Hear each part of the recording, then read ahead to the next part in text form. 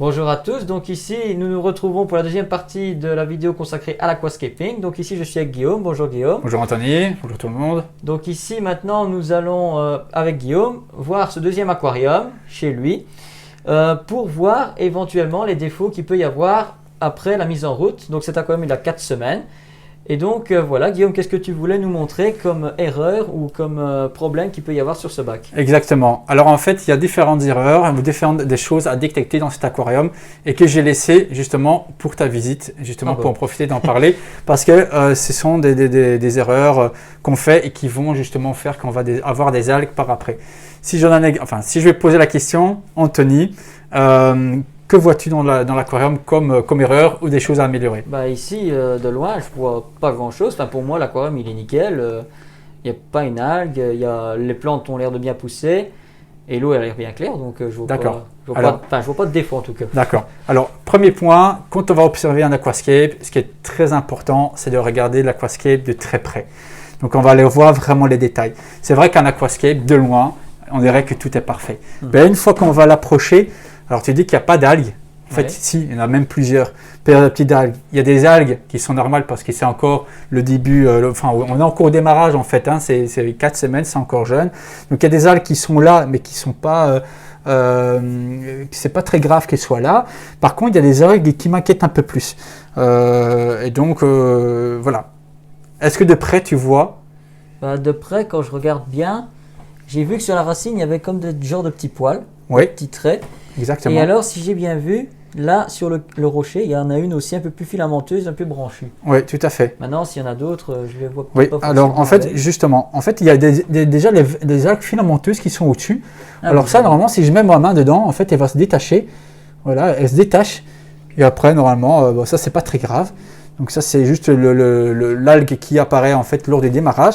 Par contre, les petits poils que tu dis, justement, c'est une algue en fait qui m'inquiète parce que ça, c'est une algue en fait qui est très difficile à éliminer, même si on fait beaucoup de changements d'eau. Alors, si je parle maintenant des erreurs, il y a différentes erreurs. Déjà, premier démarrage, quand on installe un aquarium. Et là, je pense que si on se met de loin, déjà, on voit au niveau d'eau qu'en fait, c'est pas au niveau. Ah oui, il n'est pas de niveau, effectivement. Alors ça, pourquoi? Tout simplement parce qu'on est sur un plancher et je pense que si les gens ils ont une maison avec un plancher et que c'est pas du béton, même si on met le meuble à niveau, une fois qu'il y a le poids de l'aquarium, ça peut jouer. Le décor et tout aussi. Voilà, exactement. Alors, deuxième, je dirais une erreur, ça dépend. Il y a des gens qui ça leur choque pas, il y en a qui aiment bien regarder leur aquarium quand ils sont debout, d'autres qui préfèrent regarder leur aquarium quand ils sont assis. Ici, moi, j'ai décidé d'installer un aquarium plutôt quand je suis debout. Parce que moi, ici, quand je viens, ici, c'est plutôt mon atelier. Donc, je viens, je regarde et je repars. Donc, c'est pas vraiment que je vais m'installer ici avec un fauteuil. Cependant, comme l'aquarium est beaucoup plus haut, pour la maintenance, là, je suis vraiment embêté. Ah oui. Et donc, du coup, je dois me balader avec ce petit escabeau. Et alors, bon, une fois que je vais aller là-bas, je dois changer mon escabeau. Et c'est vrai que, bon, si on fait des changements, des entretiens tous les 3 jours, surtout au début, tous les 2-3 jours, cet escabeau, j'ai envie de le passer par la fenêtre. Voilà. Alors, une petite erreur aussi. Quand je parle ici, par exemple, pour les algues qui ont apparu, il y a aussi beaucoup trop de poissons, pour moi, dans cet aquarium. Donc, il y a des ramérisies, il y a un petit couple, mais par contre, les poissons en banc, c'est un poisson péruvien, charicidé, mais j'ai complètement oublié son nom. Déjà, ils sont grands. Et à mon avis, ils vont grandir encore un peu. Ils sont une vingtaine, et je pense que c'est un poisson qui est très polluant. Et en fait, depuis que je les ai mis dedans, en fait, à part les algues qu'il y avait pour le démarrage qui ne m'inquiétaient pas du tout, depuis que je les ai mis, en fait, il y a ces algues en forme de petits poils qui sont apparus. Et je pense que c'est juste une montée de nitrates. Les nitrates, pardon. Ouais, parce que les nitrates, c'est normal d'en avoir, mais une fois qu'il y en a trop, à ce moment-là, en fait, les plantes ne suivent plus et les algues, elles en profitent. Tout à fait. Alors ici, l'aquarium, il est en bonne santé. Oui, il y a du CO2, il y a une bonne filtration. Je pense qu'ici aussi, on est sur un OASE Biomaster 600 thermo, donc avec le thermostat intégré. Donc on a ici le système de CO2 avec un CO2 en réserve, pour être sûr que même si la bouteille est vide, que j'ai toujours un de réserve.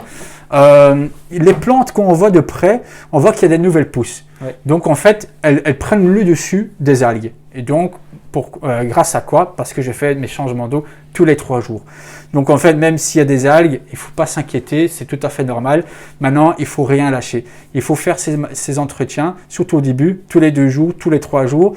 Et au fur et à mesure qu'on voit disparaître les algues, à ce moment-là, on peut passer à 1 fois par semaine. Mais ça, c'est vraiment à contrôler. Mais quand on observe son aquascape avant l'entretien, c'est de regarder de près et vraiment détecter.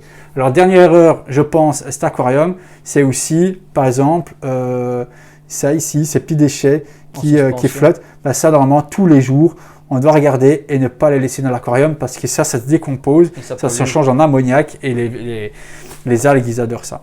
Voilà. Ok, bah donc j'espère que les explications que Guillaume nous a données vous ont aidé. Alors n'hésitez pas bien sûr à poser vos questions si vous en avez et je ferai l'intermédiaire avec Guillaume pour bien sûr avoir des explications plus approfondies. Tu as encore quelque chose à dire d'un particulier sur le bac? Non, pas en particulier, mais par contre, ici, c'est vrai qu'on a fait des explications très très brèves. Ouais. J'ai juste quelques outils que j'aimerais bien partager pour ceux ou celles qui souhaitent avoir beaucoup plus d'informations détaillées. Ouais. Alors, il y a la chaîne YouTube de Green Aqua qui est très intéressant. Ce sont des professionnels en aquascaping, par contre c'est en anglais, mais c'est en images et en vidéo, enfin c'est vraiment bien fait, bien expliqué. Et là, pour la filtration, le système CO2, enfin ils expliquent vraiment tout, même les algues, ils expliquent tous les types d'algues qu'il y a. Donc sur la chaîne YouTube Green Aqua, si vous voulez la retrouver facilement, vous allez visiter mon site web aquascapingcharleroi.be et vous allez sur la page d'accueil, tout en dessous il y a un banner Green Aqua, chaîne YouTube, vous cliquez là-dessus et vous avez toutes les vidéos des Green Aqua. Deuxième chose, pour les plantes, choix des plantes, savoir à quelle température, etc. Là, vous avez une application de Tropical. Et Tropical a en fait, comment dire ça, une bibliothèque de plantes et qui indique en fait tous les paramètres, etc. Voilà, moi, ce que je fais, j'ai un poster derrière parce que je travaille avec Aquafleur. Et là, en fait, j'ai toutes les plantes qu'ils fournissent et j'ai chaque fois la hauteur maximum, la température et l'éclairage qu'elle a besoin. Bah, ça peut aider. Voilà, mais voilà, c'est bon, 2 petits outils qui sont. Et je vois encore une petite feuille que je déteste. Ça, c'est quand on est maniaque. Ah ouais, ça c'est. Donc ben voilà, donc la troisième partie, donc ce sera surtout consacré au matériel que vous aurez besoin pour débuter l'aquarium, comme Guillaume vient de l'expliquer. Et on vous montrera 3 tailles d'aquarium différents, dont celui que vous avez vu en exposition. Et donc, ben, merci pour ton accueil, merci pour les explications. Merci à toi, Anthony. Ben, de rien. Et donc, restez avec nous, nous vous retrouverons pour la 3e partie. Merci à tous de nous avoir écoutés et à très bientôt pour une nouvelle vidéo. Au revoir. Au revoir. Salut.